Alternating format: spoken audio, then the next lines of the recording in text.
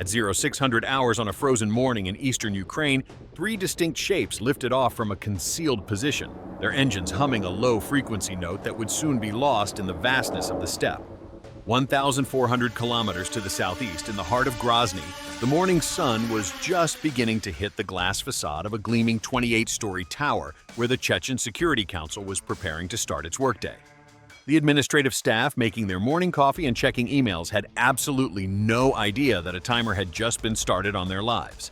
They were completely unaware that three specific sets of coordinates had been programmed into a guidance computer 1,400 kilometers away. And in exactly 8 hours, Ukrainian engineering would punch right through their reinforced windows. The distance between the launch site and the target was not just physical. It was a journey through one of the densest air defense networks on the planet, a gauntlet that no commercial drone should theoretically be able to survive. As the three Ludi drones began their slow, calculated climb toward cruise altitude, the Ukrainian strategy for piercing that air defense network began to unfold 40 kilometers to the north. At 0603 hours, 43 UJ-22 drones lifted off from dispersed sites across the Kharkiv Oblast, creating a radar signature designed to scream for attention. These were not the silent assassins. These were the loud distractions. Within seconds, the first tracks appeared on Russian long-range surveillance radars along the northern Luhansk axis. To a radar operator staring at a monochrome scope, a drone does not look like a plastic toy. It looks like an incoming threat vector. First, 8 contacts filled the screen, then 15, then 23. The psychological pressure in a Russian command vehicle spikes exponentially with every new contact, forcing battery commanders to make split-second decisions that cost millions of dollars. Russian battery commanders requested immediate engagement authorization, while their radar operators worked frantically to separate genuine threats from atmospheric clutter and migrating birds. The first salvo came at 0607 hours, when a Buk M3 battery positioned northeast of Svatov roared to life. 4 9M317M missiles streaked into the gray sky, trailing white smoke as they accelerated to Mach 4. This is the brutal economics of modern asymmetric warfare laid bare. $4.4 million worth of precision interceptors were now chasing $48,000 worth of foam and carbon fiber. The physics of the engagement were merciless. The missiles covered the distance in seconds, their semi-active radar seekers guiding them to the slow-moving drones with mathematical inevitability. 4 hits registered on the thermal sensors. 4 UJ-22s disintegrated into clouds of debris, scattering uselessly across the frozen fields. But the swarm kept coming, indifferent to the losses. A Pantsir S-1 system joined the engagement at 0609 hours. Its twin 30mm cannons splitting tracers into the sky in a desperate attempt to create a wall of lead. When the drones climbed above the effective gun range, the Pantsir operators were forced to switch to their expensive missiles. 2 more UJ-22s tumbled out of the sky, followed by 3 more. The Russian operators were cycling through targets methodically, relying on their training, but they were expending interceptors at a rate their logistics chain could not possibly sustain. Each Buk missile cost $1.1 million. Each Pantsir missile costs $60,000. The drones they were shooting at cost roughly $12,000 each. It was a financial hemorrhage disguised as a tactical victory, and every missile fired was one less missile available for what was coming behind the swarm. By 0612 hours, the Buk battery had exhausted its immediate ready-to-fire magazine. 16 missiles were gone, and 12 drones had been destroyed. The reload process began immediately, a cumbersome dance of heavy machinery that is the Achilles heel of sustained air defense operations. A transporter loader vehicle had to align precisely with the launcher, hydraulics whining as fresh missile containers were transferred to empty tubes. This process takes 4 minutes minimum under ideal conditions, and in combat, conditions are never ideal. For those critical 4 minutes, that specific battery contributed absolutely nothing to the air defense picture. It was effectively a multi-million-dollar paperweight sitting in the mud, its crew rushing to rearm while the sky above them remained contested. Pantsir crew fared only marginally better, down to 3 remaining missiles and rotating their turret frantically to cover the gaps left by the reloading Buk. Tor missile batteries located further east had joined the engagement, their vertical launch systems cycling through targets, but they were firing at their maximum kinematic range where the probability of intercept drops significantly. At 0614 hours, with 19 UJ-22s still airborne and Russian batteries either reloading or fully depleted, the radar scope began to clear. Russian operators watched the surviving decoy drones scatter, some turning back, others continuing east towards targets that no longer possessed any strategic value. The immediate crisis appeared to be passing. Crews relaxed their posture, attention shifting to ammunition resupply and damage assessment, convinced they had repelled the main attack.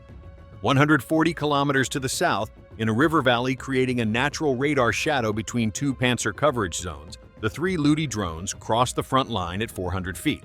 The timing was surgical. Ukrainian mission planners had calculated the Russian reload cycles and sector coverage with the same obsessive care they had used to calculate the strike road. The diversionary swarm was not just a distraction. It was a synchronized mechanism designed to create exactly this temporal window. Batteries depleted, operators fatigued, and attention fixed on the wrong axis. No alarms sounded, no missiles launched.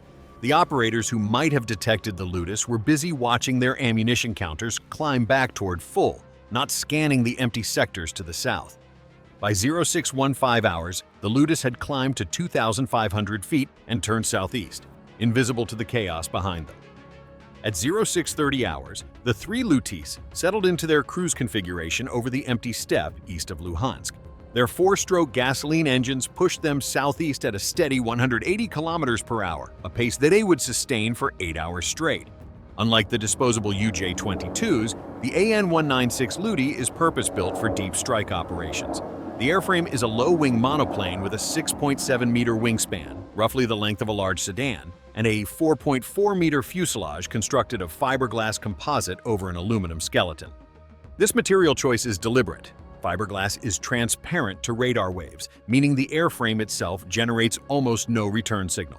The pusher-propeller configuration places the engine behind the wing, driving a three-blade prop, which further reduces the acoustic and thermal signature directed toward the ground. This engine arrangement is not an aesthetic choice. It is functional engineering designed to defeat heat-seeking sensors. By mounting the engine at the rear, the hot exhaust is pointed backward and upward, away from thermal sensors located on the ground.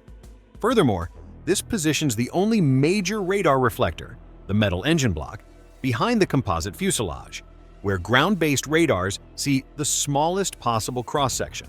The nose of the drone contains 75 kilograms of high explosive encased in a fragmenting steel jacket. There is no expensive guidance seeker, no complex terminal sensor, just a simple contact fuse backed up by a radar altimeter fuse.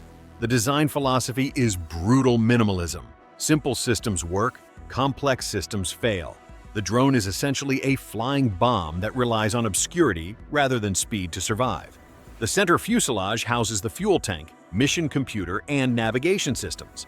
80 liters of standard automotive gasoline, the same fuel you would put in a civilian car, sits in a flexible bladder tank that moves with the airframe to prevent sloshing. The 6.7-meter wingspan provides a high lift-to-drag ratio at cruise speeds, allowing the airframe to essentially glide through the air with minimal engine power. The engine runs at partial throttle, lean and cool, maximizing fuel economy to achieve a terrifying range. The result is 10 to 12 hours of endurance, giving the Ludi a range of roughly 1,500 to 2,000 kilometers depending on wind conditions and altitude profiles. But the physical range is far from the most impressive part of this machine. The mission computer is where the Ludi separates itself from regular commercial drones. It runs the Skynote S flight control system, a specialized piece of hardware developed by Ukrainian defense partners. The processor sits in a hardened enclosure the size of a smartphone that integrates three critical functions: autopilot, mission execution, and GPS-denied navigation. Inside the enclosure sits the navigation brain, an inertial measurement unit. Think of this as a military-grade version of the motion sensors in your smartphone. Accelerometers that detect changes in speed and direction, and gyroscopes that track rotation. The difference lies in the precision. Where a commercial phone might drift hundreds of meters in an hour without satellite correction, these military units drift maybe a few dozen meters. It is not perfect, but it is good enough for autonomous flight in a jamming environment. The technique that makes this deep penetration possible is called dead reckoning, the same method sailors have used for centuries to cross oceans. The computer knows where it started. It measures exactly how it has moved. It calculates where it must be. The problem is that error accumulates over time. Every tiny measurement inaccuracy compounds, growing larger with every kilometer traveled. After 8 hours of flight, position uncertainty could reach 800 meters to 2.4 kilometers. For a strike against a single building, that is the difference between mission success and hitting the wrong city block. The Ludi's solution is a downward-facing camera capturing the terrain at 10 to 15 frames per second. The processor compares what it sees: road intersections, river bends, field patterns, against a library of satellite imagery loaded before launch. Each successful match generates a position fix that resets the accumulated drift to zero. In Dnipro, inside a nondescript room filled with server racks and cooling fans, operators watched 3 monochrome icons crawl excruciatingly slowly across a high-resolution digital map. There was no live video feed, no cinematic view of the terrain rushing by, and no joystick control. A continuous video transmission would require high-bandwidth output that acts like a beacon for Russian signals intelligence, effectively painting a giant target on the drone for electronic warfare units to triangulate. Every 15 minutes, each Ludi drone transmitted a highly compressed data burst containing its coordinates, altitude, heading, engine temperature, fuel remaining, and system status. The transmission lasted exactly 0.3 seconds, a pulse so brief it barely registered on enemy monitoring equipment as background static before vanishing. Between these pulses, the drones were effectively ghosts, executing their pre-programmed mission autonomously while the human operators sat on their hands, unable to intervene. If something went wrong between check-ins, an engine failure, a bird strike, or an interception, they would only learn about it 15 minutes later, or more likely from Russian Telegram channels posting photos of the wreckage. At 0645 hours, Ludi 1 reported a slight deviation of 340 meters north of its intended track during its scheduled burst. The navigation system had already detected the error and corrected it autonomously, adjusting the heading 2 degrees south to intercept the original flight path. The operators noted the correction and did absolutely nothing. This was the discipline of deep strike warfare. The system was working exactly as designed, and human interference would only introduce latency and risk. But the easy part of the mission was now over. Ahead of the drones lay 400 kilometers of the empty steppe, a geographical feature that presented a unique technological nightmare. For the terrain-matching camera system to work, it needs contrast: landmarks, roads, buildings, or riverbanks. The steppe offered none of these. It was an ocean of grass extending to every horizon, devoid of the high-contrast features the navigation algorithms needed to reset the inertial drift.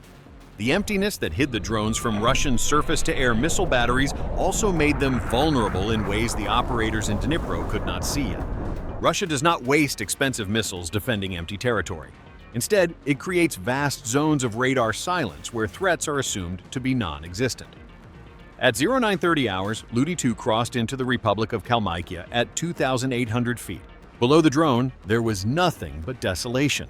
270,000 people scattered across an area the size of Scotland. The drone's downward-facing camera captured frame after frame of brown grass, occasional dirt roads that faded into nothing, and scattered livestock ponds that reflected the morning sky. The route through Kalmykia was not chosen at random. It was the result of weeks of analysis by Ukrainian planners who tracked Russian air defense positions using satellite imagery, signals intelligence intercepts, and partisan reports. Russia possesses roughly 50 to 60 active air defense regiments in total, a formidable number on paper, but woefully insufficient to cover the largest country on Earth. Strategic systems like the S-400 are concentrated in dense rings around Moscow and critical infrastructure. Crimea gets dense, overlapping coverage due to its strategic value. The front line gets tactical systems like the Tor and Buk. But Kalmykia? It has no military bases of significance, no strategic heavy industry, and nothing to defend. A drone flying at 3,000 feet might trigger one early warning radar sweep per hour from a distant installation, but the weak return signal would almost certainly be classified by the automated filters as a large bird or atmospheric anomaly and ignored. But the strategic emptiness that made the route safe from missiles made it dangerous in another way. When Russia cannot cover a region with missiles, it covers it with fighter aircraft. 300 kilometers to the west at Privolzhsky Air Base, 2 Sukhoi Su-35 Flanker E fighters had scrambled at 0645 hours, exactly 38 minutes after the decoy swarm first appeared on Russian radar screens. The diversionary attack in the north had done its job by depleting the missile batteries, but it had also achieved a secondary effect. It announced to the entire Russian southern military district that Ukraine was launching a major drone operation. Fighter Command responded with the standard doctrine used whenever unidentified swarms appear: sweep the corridors and find what is hiding behind the noise. The Su-35 is Russia's answer to drone hunting over vast territories, a twin-engine air superiority fighter equipped with the Irbis-E passive phased array radar. This radar system is a beast of electromagnetic power, capable of detecting a 3 square meter target at 400 kilometers or a 0.01 square meter target at roughly 90 kilometers under perfect conditions. The Ludi's composite airframe, however, presented a target profile that confused these standard metrics. Constructed of fiberglass and foam with a small metal engine block, its radar cross-section registered somewhere between a large Hawk and a small ultralight aircraft. Detectability depended entirely on the geometry of the encounter, the altitude difference, and a significant amount of luck. The fighters flew a standard search pattern, executing north-south legs at 15,000 feet. The radars swept the terrain below, covering ground in minutes that would take surface-to-air missile batteries days to monitor. Their patrol box sat directly across the Kalmykia corridor, not because they had specific intelligence that the Ludus were there, but because Russian air defense doctrine dictated that they patrol that specific choke point whenever drone activity spiked in the region. At 0947 hours, Ludi 1's navigation system faced its hardest mathematical test yet. The visual matching algorithm had absolutely nothing to work with. The camera was feeding the processor images of featureless grassland, livestock ponds that had dried up since the reference satellite photos were taken months ago, and unpaved roads that had been erased by recent weather. For 11 agonizing minutes, the camera captured nothing that the processor could confidently match against its onboard database. Inside the hardened computer enclosure, the Kalman filter, the algorithm responsible for estimating the drone's position, worked frantically to manage the rising uncertainty. It predicted the current position based on the last known fix plus the measured motion from the accelerometers, updating 10 times per second. But without visual corrections to anchor the data, the error accumulated exponentially. First, the drift was 35 meters, then 70 meters, then 120 meters. The filter knew its confidence was degrading. It adjusted its uncertainty estimates accordingly, widening the search parameters and waiting desperately for a recognizable landmark to reset the drift. If the drone did not find a match soon, the accumulated error would become so large that even if it eventually found a landmark, it might be too far off course to match it against the correct sector of the map. At 0952 hours, the camera finally captured a concrete highway interchange, the first hard, recognizable feature in 20 minutes of flight. The processor matched it instantly. Confidence spiked to 94%. The position uncertainty collapsed in a millisecond from 140 meters down to 12 meters. The drone adjusted its heading by 1.3 degrees and continued southeast, the crisis averted by a matter of minutes. But 200 kilometers to the west, the Su-35s were turning east, and their massive radars were about to paint something that did not look like a bird.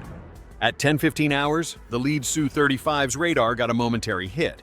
The signal was faint, a blip that appeared on the scope and then disappeared after 1.2 seconds as the radar beam swept past without dwelling. The drone had no electronic countermeasures, no chaff, no flares, and no way to fight back against a $50 million fighter jet. Its only defense was being small, slow, and flying low. 60 kilometers to the west, the Su-35 flight lead reviewed his radar picture. The sweep had returned 2 anomalous contacts, faint, slow-moving, and at an altitude where birds did not usually fly in strict formation. It was probably nothing. Weather artifacts and thermal pockets rising off the warming steppe often created false returns that looked exactly like this. However, military doctrine is rigid. It required the investigation of any contact that could not be immediately classified as biological or atmospheric. The fighters banked hard and turned east. In Dnipro, the operators were completely blind to the drama unfolding above their assets. The Ludus continued to transmit their position updates only every 15 minutes, compressed bursts too brief to carry any warning of the approaching threat. Between check-ins, the drones flew blind, and the operators watched icons crawl across a map, trusting the navigation systems to deliver them to Grozny. At 10:23 hours, the Su-35s descended to 8,000 feet, dropping below the altitude where their look-down/shoot-down radar performed best, but close enough to get visual confirmation on the anomalies. The flight lead's electro-optical targeting pod scanned the suspected coordinates, searching for the telltale shape of a drone against the brown earth. The targeting pod magnified the ground, showing grass, shadows, and a dirt road cutting through the steppe. Nothing. The Ludus had dropped to 400 feet exactly 3 minutes earlier, not because they knew the fighters were coming, but because the navigation system was struggling again with the featureless terrain. Lower altitude meant higher resolution for the camera and more ground detail for the visual matcher. This inadvertent altitude change had pushed them below the Su-35's radar horizon at precisely the right moment, hiding them in the ground clutter. The flight lead marked the contacts as probable false returns caused by ground reflections, and turned northeast toward the next search sector. Drones had survived by sheer coincidence, but the near miss forced a decision back in Ukraine that would nearly end the mission. At 10:31 hours, Ukrainian mission planners monitoring the drones realized the altitude and route they were on would introduce too much error to guarantee a hit on a specific window in a specific building. They could not communicate with the Ludus directly to fly them like video game characters. Any continuous transmission would compromise the mission. However, they could update the backup waypoints stored in the drone's computers during the next scheduled handshake. At 13:05 hours, the Ludus crossed into Chechen airspace. Ludi 1 and 2 held their course, their inertial systems drifting but correcting with visual matches. Ludi 3 did not. The jamming had been degrading its navigation solution for 11 minutes when the visual system made a catastrophic error. A misidentified riverbend sealed its fate. The algorithm matched the current terrain against the wrong location in the reference database, calculating a position fix that was 400 meters off true. The Kalman filter evaluated the match. Confidence looked reasonable. Without GPS to verify the location, and with the inertial measurement unit drift accumulating, the filter accepted the bad data as truth. The drone adjusted its heading to correct for a drift that did not exist. The correction took it further off course, then further still. By the time subsequent visual matches might have revealed the error, Ludi 3 had deviated too far to recover. It flew into a hillside at 180 kilometers per hour. In Dnipro, the icon simply vanished from the screen. No final transmission, no explanation. One moment it was there, then gone. The operators stared at the screen, then at each other. Both remaining drones were now drifting too, their guidance systems fighting a losing battle against the electronic noise. But Ludi 2 was drifting towards something the operators could not see and would not understand until the moment of impact. At 13:45 hours, the drones entered their terminal approach phase. The Skynode computers transitioned from cruise navigation to attack profile. Altitude dropped further, the lower profile reducing exposure time to any point defense systems protecting the city. Speed increased as they burned the remaining fuel to maximize kinetic energy. At 13:47 hours, Ludi 1 struck the 28th floor of the Grozny City Business Center's eastern tower. The 75-kilogram warhead detonated instantly on contact, blowing out the facade across 5 floors. Glass and debris rained down onto Kadyrov Avenue, sending pedestrians scrambling for cover. But the building had never been the primary target. It was collateral damage caused by the navigation drift. Ludi 2 impacted 8 seconds later, 3 floors below, delivering its payload directly into the offices of the Chechen Security Council. The explosion punched through the exterior wall, fragmented across the interior, and shredded the cubicles, filing cabinets, and the conference table where Adam Kadyrov held court.